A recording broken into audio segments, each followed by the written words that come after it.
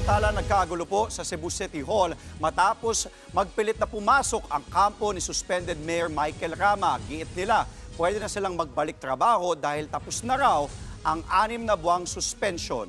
At live mula sa Cebu City, nasa frontline ng balitang yan, si John Aroa. John? Andre, pagkatapos nga ng gulo dito sa Cebu City Hall kahapon ay nakaposisyon pa rin hanggang ngayon dito ang mga pulis para magbantay sa seguridad at kaayusan sa lugar. At posible sa Lunes ay dumating yung kampo ni Mayor Michael Rama, pero pagtitiyak ng PNP ay paiiralin pa rin nila ang maximum tolerance.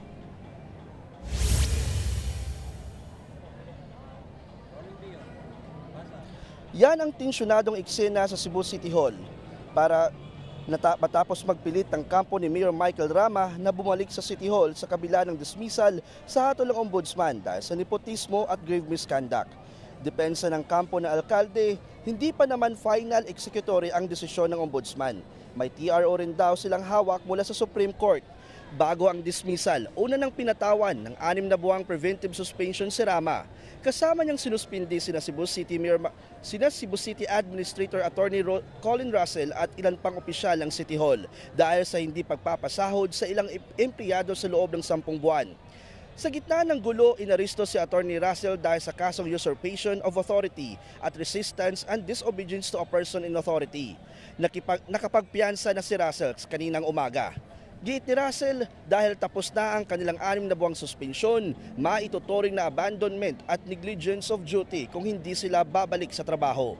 October 2 nang ilabas ng ombudsman ang hatol ng dismissal from service laban kay Rama. October 9, pumalit at nanumpa bilang mayor si Vice Mayor Raymond Alvin Garcia.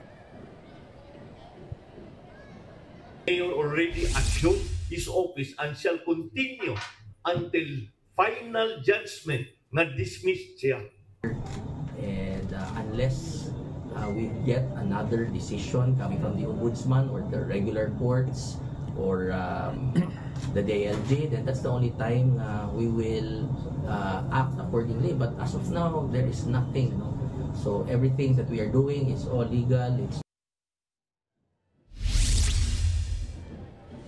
Andre, nasa kasulukuyan ngayong nasa ibang bansa si Mayor Rama at pero posible inaasahan na sa Lunes ay ipangungunahan niya ang flag raising ceremony dito sa City Hall. Andre? Nagbabalita mula sa Frontline Live sa Cebu City. Maraming salamat, John Aroa. Mga kapatid, Andre Felix po. Iba na ang may alam at may pakialam sa panahon ngayon. Para sa tuloy-tuloy na balitaan sa Frontline kahit weekend, mag-follow at subscribe sa social media pages ng News 5.